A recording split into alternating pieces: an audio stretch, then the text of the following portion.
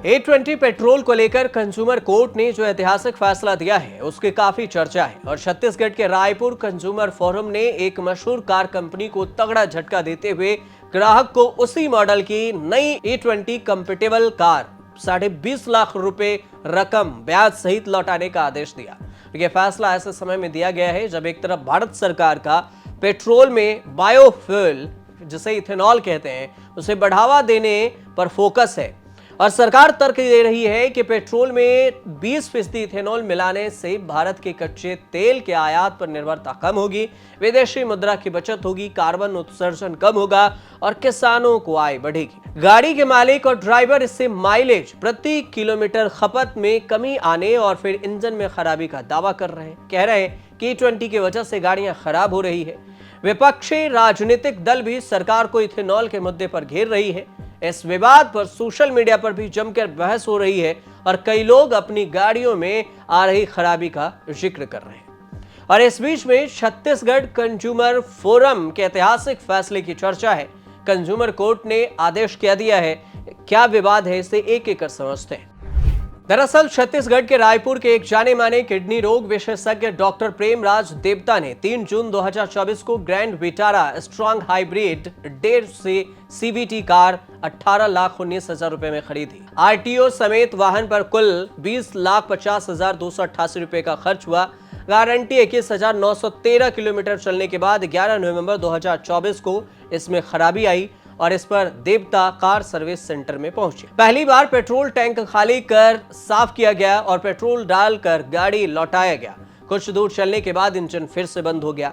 दूसरी बार कंपनी ने स्वीकार किया कि टैंक साफ नहीं था, केमिकल युक्त पेट्रोल रह गया था। तीसरी बार भी टैंक पाइपलाइन फिल्टर में सफेद परत और तरल पदार्थ मिला। चौथी बार खराबी पर इसे EV मोड में चलाना बंद कर दिया गया, जबकि 5वीं बार इंजन ही ठप हो गया। इंजन बार बार बंद होने लगा और जब डॉक्टर अपनी गाड़ी लेकर सर्विस सेंटर पहुंचे तो कंपनी और डीलर ने इसे मुफ्त में ठीक करने से साफ मना कर दिया और सर्विस सेंटर और कंपनी के इंजीनियरों ने डॉक्टर को एक भारी भरकम 5.5 लाख रुपए के करीब में बिल थमा दिया।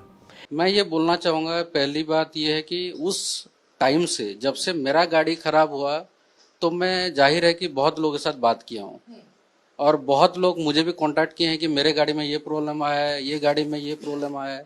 तो ये प्रॉब्लम जो है इंडिविजुअलाइज्ड है, किसका क्या प्रॉब्लम है ये बताना बड़ा मुश्किल है। लेकिन इंडिया जैसी जगह में इतने पॉपुलेशन है, वहाँ पे जो शोरूम में और कंपनी में सुनवाई होती है, कहीं ना कहीं इस पे क्वेश्चन मार्क है, उसके ऊपर कार्रवाई होनी चाहिए। बहुत सारे कंपनी जो मैन्युफैक्चरिंग डिफेक्ट भी है उसमें दे रहे हैं, या तो पेट्रोल में कई जगह, ये तो अभी इथेनॉल आया है लेकिन पहले भी मिलावटी पेट्रोल के कारण भी गाड़ी खराब होता था, तो उसके ऊपर जो एक्शन होनी चाहिए। कंपनी का तर्क था कि पेट्रोल में इथेनॉल की मिलावट के कारण गाड़ी का इंजन खराब हुआ है, इसलिए यह वारंटी के दायरे में नहीं आता। लेकिन जब मामला उपभोक्ता कोर्ट पहुंचा तो कंपनी के दावों की हवा निकल गई। डॉक्टर देवता ने जिला रायपुर जिला के कंज्यूमर कोर्ट में इसकी शिकायत दर्ज कराई। शिकायत के बाद आयोग ने मारुति सुजुकी इंडिया लिमिटेड को निर्देश दिया कि वह 45 दिनों के भीतर उसी मॉडल की नई E20 फ्यूल पावर्ड कार शिकायतकर्ता को उपलब्ध कराए जाएं और अगर कंपनी ऐसा करने में विफल रही तो उसे वाहन की पूरी कीमत समेत 20,50,494 रुपए लौटाने होंगे। साथ में कोर्ट ने साफ किया कि उन्हें गाड़ी की पूरी कीमत, RTO, बीमा खर्च को भी मिलाकर ये जो 20.5 लाख का रकम है भुगतान करना होगा और इसके साथ इस रकम पर आदेश की तारीख से लेकर भुगतान के दिन तक 7% सालाना की दर से ब्याज भी देना पड़ेगा। यही नहीं, ग्राहक को हुई दिमागी परेशानी के लिए 1 लाख रुपए का हर्जाना और कोर्ट कचहरी के खर्च के रूप में 10,000 रुपए अलग से उन्हें देने पड़ेंगे। अदालत की जांच में कंपनी की 2 बड़ी चालाकी भी सामने आई। पहले ये कि 17 महीने पुरानी कार बेची। डॉक्टर को जून 2024 में जो कार बेची गई थी उसका निर्माण जनवरी 2023 में हुआ, यानी कि कंपनी के ग्राहक को अंधेरे में रखकर पुरानी गाड़ी को नए दामों पर बेचा। अब E20 इथेनॉल मिला हुआ जो पेट्रोल है उसके जांच में पता चला कि कार का इंजन इस नए पेट्रोल के झेलने के लायक ही नहीं था। कंपनी ने बेहद ही जरूरी बात गाड़ी बेचने वाले ग्राहक से छुपा रखी थी कि E20 नहीं झेल सकता। अदालत ने माना कि पेट्रोल के मिलावट पर ग्राहक का कोई नियंत्रण नहीं था और कंपनी ने जानबूझकर ग्राहक को धोखा दिया। और इसी मद्देनजर कोर्ट ने डॉक्टर के पक्ष में यह ऐतिहासिक फैसला सुनाया, जो आने वाले समय में E20 पेट्रोल से जुड़ी शिकायतों के लिए देश में एक नजीर बन गया।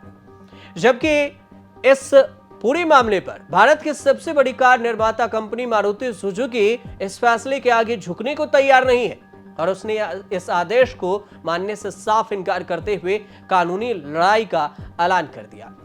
कंज्यूमर फोरम के सख्त आदेश पर प्रतिक्रिया देते हुए मारुति सुजुकी इंडिया ने आधिकारिक तौर पर साफ कर दिया है कि वह इस फैसले से बिल्कुल भी सहमत नहीं है।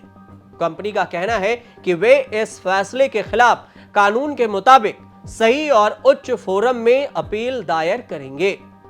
कंपनी का मानना यह है कि रायपुर जिला उपभोक्ता फोरम के इस आदेश में कई महत्वपूर्ण तकनीकी तथ्यों को पूरी तरह से नजरअंदाज किया गया।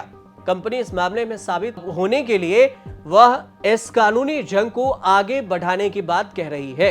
रायपुर में कोर्ट के फैसले के बाद मारुति सुजुकी ने अपना बचाव भी किया और कहा कि जो दलीलें दी गई वो बेहद चौंकाने वाली है, क्योंकि कंपनी का दावा यह भी है कि पीड़ित ग्राहक की जो ग्रैंड विटारा कार थी वह पहले ही पूरी तरह से E20 पेट्रोल के अनुकूल बनाई गई थी।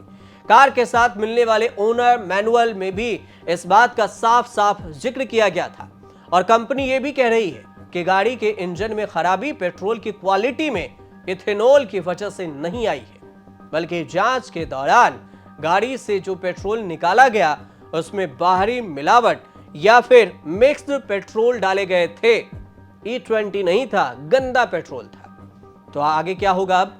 तो आगे ये भी होगा कि देश के लाखों कार मालिकों की नजरें टिकी हुई है, क्योंकि भारत में E20 पेट्रोल आने के बाद से कई पुरानी और नई गाड़ियों में इंजन मिसफायरिंग और पार्ट्स में खराबी होने की खबरें भी आ रही है। अब जब यह मामला उच्च अदालत में जाएगा तो वहां होने वाले फैसले से यह पूरी तरह तय होगा कि भविष्य में अगर किसी गाड़ी का इंजन इथेनॉल ब्लेंडेड पेट्रोल यानी E20 से खराब होती है तो इसकी जिम्मेदारी तेल कंपनियों की होगी, कार बनाने वाले कंपनियों की होगी या फिर खुद ग्राहक की होगी। ये सब देखना होगा कि अदालत का फैसला क्या कुछ होता है।